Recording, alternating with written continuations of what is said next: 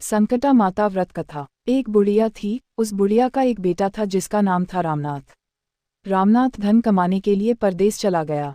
बुढ़िया अपने पुत्र के विदेश जाने के बाद बहुत चिंतित और डहकी रहने लगी, क्योंकि की बहू उसे प्रायः नित्य खरी खोटी सुनाया करती थी। इसीलिए बुढ़िया प्रतिदिन चिंतित और उदास रहती और घर के बाहर स्थित कुएं पर बैठकर रोया करती थी। बुढ़िया का यह क्रम रोज चलता रहा। एक दिन कुएं में से दिए की माँ नामक एक स्त्री निकली और उसने बुढ़िया से पूछा, बूढ़ी माँ, तुम इस तरह बैठकर क्यों रोती हो? तुम्हें किस बात का कष्ट है? तुम मुझे अपना डक बताओ, मैं तुम्हारे डक दूर करने का प्रयत्न करूंगी। बुढ़िया ने उस स्त्री का प्रश्न सुनकर कोई भी जवाब नहीं दिया और रोती ही रही। दिए की माँ बार बार एक प्रश्न दोहराई जा रही थी। वह बुढ़िया इस बात से झुंझुला उठी। उस बुढ़िया ने दिए की माँ से कहा, तुम मुझे बार बार ऐसा क्यों पूछ रही हो? क्या सचमुच ही तुम मेरा डक जानकर उसे दूर कर दोगी? बुढ़िया के बात सुनकर दिए की माँ ने उत्तर दिया, मैं अवश्य ही तुम्हारे कष्टों को दूर करने का प्रयत्न करूंगी। बुढ़िया ने दिए की माँ का ऐसा आश्वासन पाकर कहा, मेरा बेटा कमाने के लिए परदेश चला गया है। उसके पीछे मेरी बहू मुझे बहुत बुरा भला कहती रहती है। यही मेरे डक का कारण है।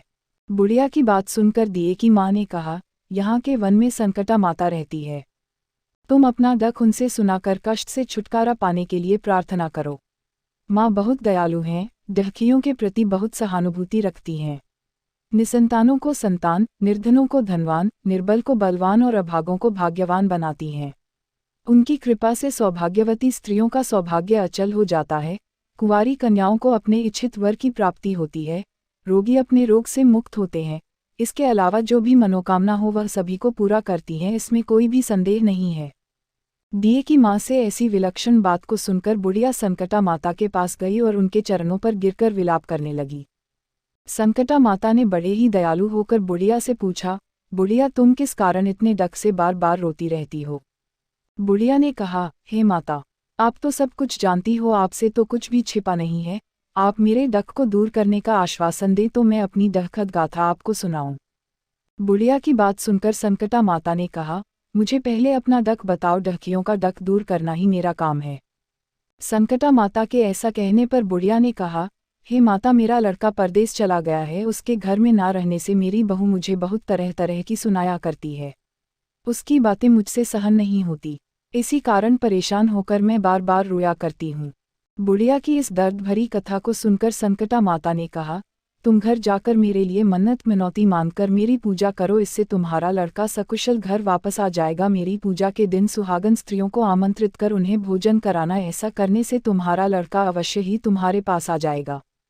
संकटा माता के कहे अनुसार उस बुढ़िया ने मिनौती मांगकर पूजा की और सुहागिन स्त्रियों को भोजन के लिए आमंत्रित किया। परंतु विचित्र बात यह हुई, जब बुढ़िया ने स्त्रियों के लिए लड्डू बनाने शुरू किए तो उससे 7 की जगह 8 लड्डू बन गए।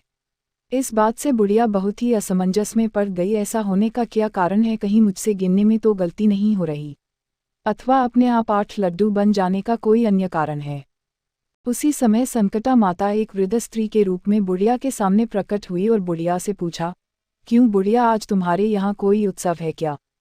यह सुनकर बुढ़िया बोली, आज मैंने संकटा माता की पूजा की है और सुहागिन स्त्रियों को भोजन के लिए आमंत्रित किया है, किंतु जब गिनकर 7 लड्डू बनाती हूँ तो वे लड्डू अपने आप ही 8 बन जाते हैं।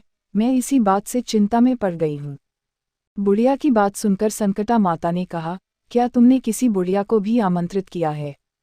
बुढ़िया कहने लगी, नहीं, मैंने ऐसा नहीं किया, परंतु तुम कौन हो? संकटा माता ने कहा, मैं बुढ़िया हूँ, मुझे ही आमंत्रित कर लो। ऐसा सुनकर बुढ़िया ने उस बुढ़िया रूपधारी संकटा माता को भोजन के लिए आमंत्रित कर लिया। इसके बाद बुढ़िया के घर पर सभी आमंत्रित सुहागनें आ पहुंची और बुढ़िया ने सबको लड्डू तथा अन्य मिठाई आदि का भोजन कराया। इससे संकटा माता उस बुढ़िया पर बहुत प्रसन्न हुई और माता की कृपा से उस बुढ़िया के बेटे के मन में अपनी माता और पत्नी से मिलने की इच्छा उत्पन्न हुई और वह अपने घर के लिए चल दिया। कुछ दिन बीतने के बाद वह बुढ़िया संकटा माता की पूजा कर सुहागिनों को भोजन करा रही थी कि किसी ने उसके लड़के के आने की सूचना दी, लेकिन बुढ़िया अपने काम में लगी रही। उसने कहा, लड़के को बैठने दो, मैं सुहागिनों को जिमा कर अभी आती हूँ।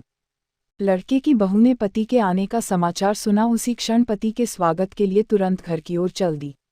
लड़के ने अपनी पत्नी को देखकर मन में सोचा कि मेरी स्त्री मेरे प्रति कितना प्रेम रखती है, जो खबर पाते ही मुझसे मिलने आ गई, परंतु मेरी माँ को मुझ पर जरा भी प्रेम नहीं है। मेरे आने की खबर पाकर भी मेरी माँ मुझसे मिलने नहीं आई। जब पूजा का काम समाप्त हो गया, सभी सुहागिनें भोजन करके अपने अपने घर को लौट गई। बुढ़िया अपने बेटे से मिलने के लिए उसके पास पहुंची। माँ के आने पर लड़के ने पूछा, माँ अब तक कहाँ थी? माँ ने कहा, बेटा मैंने तुम्हारी कुशलता के लिए संकटा माता से मिनौती मांग रखी थी, उसी को पूरा करने के लिए सुहागनें जीमा रही थी। संकटा माता की कृपा से उसका मन अपनी पत्नी से हट गया। उसने माँ से कहा, माँ या तो मैं यहाँ रहूँगा या यह रहेगी। बुढ़िया ने कहा, बेटा तुम्हें मैंने बड़ी कठिन तपस्या से पाया है, इसीलिए तुम्हें छोड़ नहीं सकती, इसीलिए चाहे बहू का त्याग भी करना पड़े मैं कर सकती हूँ। अतः लड़के ने अपनी स्त्री को घर से निकाल दिया। घर से निकलकर बाहर आई तो बहुत दुखी मन से एक पीपल के पेड़ के नीचे बैठकर रोने लगी। एक राजा उधर से जा रहा था, उसे रोता देखकर राजा रुका और पूछा, तुम क्यों रो रही हो? तब उसने अपनी सारी व्यथा राजा को कह सुनाई। राजा ने कहा, आज से तुम मेरी धर्म बहन हो, इसीलिए रो मत, मैं तुम्हारे सभी कष्टों को दूर करने का प्रयास करूंगा। यह कहकर राजा उस स्त्री को अपने महल में लेकर आ गया। महल जाकर राजा ने रानी को सारी कथा सुनाई और रानी को कहा, देखो आज से मेरी यह धर्म बहन है, इसी महल में रहेगी और इसको किसी भी प्रकार का कष्ट नहीं होना चाहिए। राजा के यहाँ पहुंचकर कुछ दिन बाद धर्म से प्रेरित होकर रामनाथ की स्त्री ने भी संकटा माता का व्रत आरंभ कर दिया और संकटा माता के निमित्त सुहागिनों को भोजन कराने के लिए आमंत्रित किया। उसने रानी को भी आमंत्रित किया। जब सभी सुहागिनें लड्डू खाने लगी तो रानी ने कहा, मुझे तो रबड़ी, मलाई और स्वादिष्ट मिष्ठान ही हजम होते हैं, यह पत्थर समान लड्डू कैसे हजम होंगे? ऐसी अवहेलनापूर्ण बातें कहकर रानी ने लड्डू खाने से मना कर दिया। कुछ समय बाद संकटा माता की कृपा से रामनाथ अपनी पत्नी को खोजते हुए राजा के महल में आया। वहां आकर अपनी पत्नी को संकटा माता की पूजा करते हुए देखा तो संकटा माता को हाथ जोड़कर प्रणाम किया और अपनी पत्नी से कहा, प्रिय मेरे अपराध को क्षमा करो। पत्नी ने कहा, है नाथ, यह सब प्रारब्ध से ही होता है, इसमें आपका कोई दोष नहीं है। आप मेरे ईश्वर रूप हो, मेरे ही अपराध को क्षमा करें। यह कहकर दोनों ने विधि पूर्वक संकटा माता व्रत कथा सुनी, संकटा माता की पूजा की। पूजा को समाप्त कर सुहागिनों को जिमा कर दोनों पति पत्नी अपने घर की ओर प्रस्थान के लिए तैयार हुए। जाते समय रामनाथ की स्त्री ने राजा रानी से कहा, जब मुझ पर डक पड़ा था तो आप लोगों ने धर्म बहन बनाकर मुझे आश्रय दिया था। यदि आपको किसी भी तरह की सहायता की आवश्यकता हो तो मेरी कुटिया में निसंकोच चले आना। ऐसा कहकर दोनों पति पत्नी अपने घर चले आए। संकटा माता के प्रसाद का निरादर करने के कारण रानी पर भारी संकट आ पड़ा। रामनाथ की बहू के जाते ही उनका राजपाट नष्ट हो गया। ऐसी विपत्ति में पड़कर रानी ने राजा से कहा, ना मालूम वह तुम्हारी धर्म बहन कैसी थी, उसके यहाँ से जाते ही सब कुछ नष्ट हो गया। रानी ने राजा से कहा, जाते समय वह कह गई थी कि जब मेरे पर कष्ट पड़ा था तब मैं तुम्हारे यहाँ आई और कदाचित तुम्हारे ऊपर कोई भी कष्ट पड़े तो तुम मेरे घर चले आना, इसलिए हम लोगों को उसके यहाँ ही चलना चाहिए। ऐसा विचार कर राजा रानी दोनों ही अपनी धर्म बहन के घर गए। वहां जाकर रानी ने कहा, बहन तुम्हारे जाते ही ऐसा क्या हो गया कि हमारी सारी संपत्ति नष्ट हो गई, हम लोग बहुत परेशानी में पड़े हुए हैं।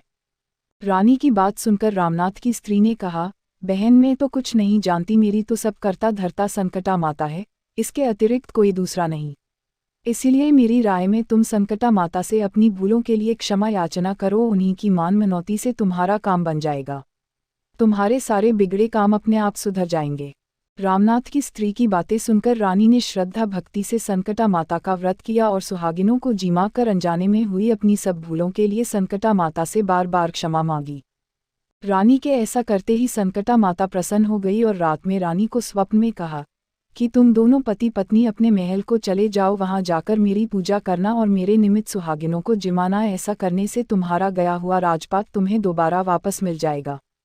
सुबह होते ही रानी ने अपने स्वप्न की बात राजा को बताई। रानी की बात सुनते ही राजा उसी क्षण रानी को साथ लेकर अपने महल की ओर चल दिया। महल में आने के बाद राजा रानी ने संकटा माता के कहे अनुसार पूर्ण भक्ति भाव से माता संकटा की पूजा की और सुहागिनों को भोजन कराया। ऐसा करने से उनका बिगड़ा हुआ सारा समय सुधर गया और सारा राजपाट उन्हें वापस मिल गया और वह पहले की तरह राज्य को भोगने लगे।